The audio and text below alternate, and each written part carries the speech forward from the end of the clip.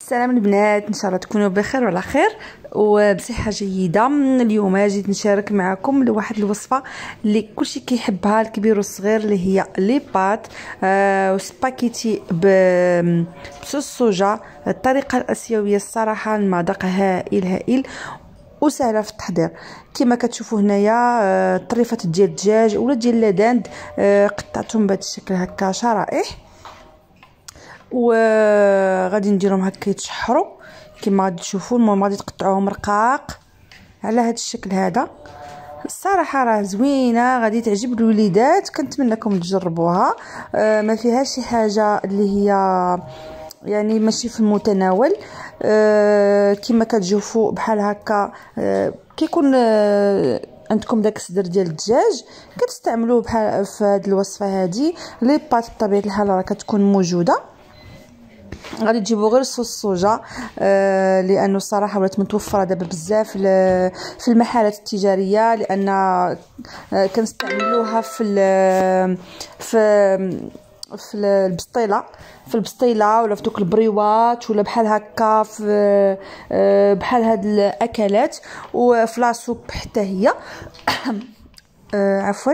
هنايا غادي نقطع الثومه، ومن بعد غادي نزيد عليها هذيك البصيله غير صغيره، غادي نقطعها حتى هي رقيقه، وغادي نشحرها معها بشويه الزيت ومليحه والابزار.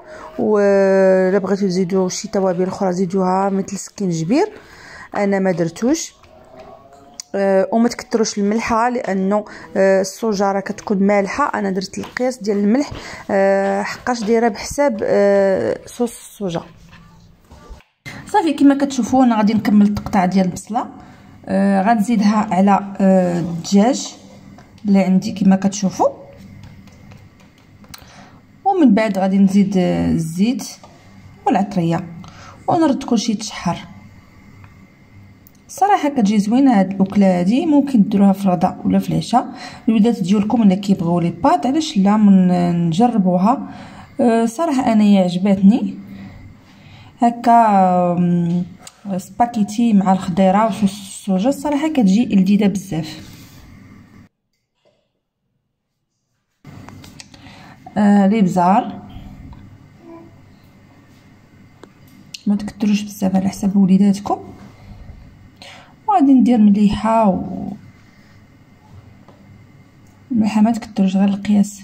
كما قلت لكم الصوجا الثقيله راه كتكون مالحه، وهكا راني غادي نحرك نخلي هادشي نديده يتشحر مزيان، ونزيد ليه الخضيره اللي بغيت.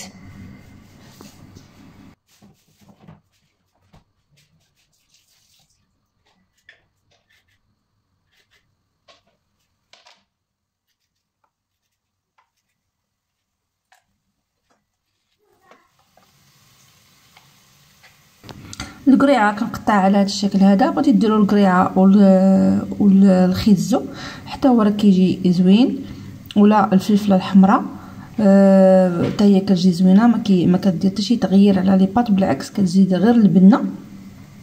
غتقطعوا بهذا الشكل هذا وغادي ترموا كلشي. صراحه راه ما كتبانش بانها راه قرعه نهائيا. داك الصوص الصوجا كيغلب على كلشي داك المذاق. وبغيتو تزيدوا ديك النكهه ديال الكروفيت زيدوها، بودره الكروفيت راه كتباع ولا كتصايبوها في الدار، ممكن تصايبوها. هادشي من باب الاختيار وصافي.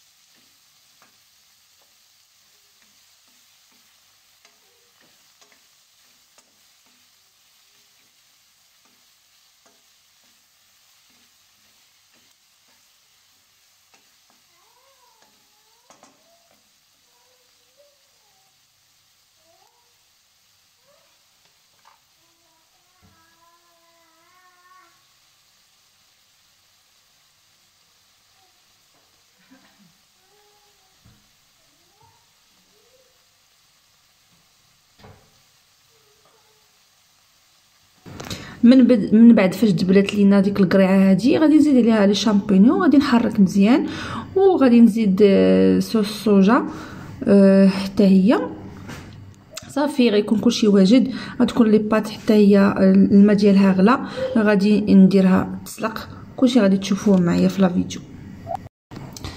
من بعد فاش دبلت لينا القريعه غادي نضيف الصوص ديال الطماطم، يا اما مطيشه العاديه كتحكوها غادي ديروا زليفه، ولا الصوص العاديه اللي كتكون واجده حتى هي كتجي لذيذه صافي. من بعد كنضيفها على هاد المكونات اللي عندي حتى كتشحر حتى هي.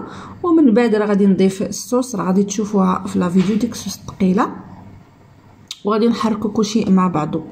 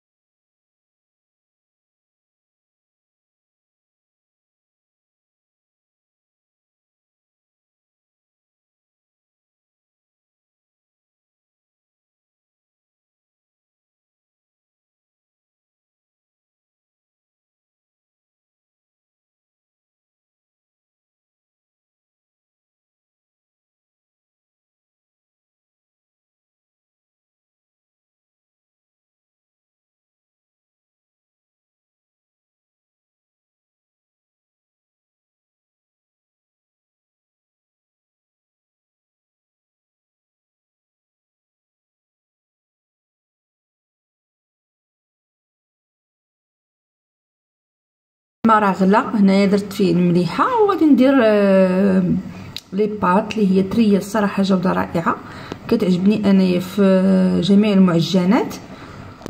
ايوا صافي، ها هي الاكله ديالنا غتكون واجده ما بقى ليها والو. كنتمنى لا فيديو يعجبكم، ما تبخلوش عليا بشي لايك واشتراك. مع السلامه.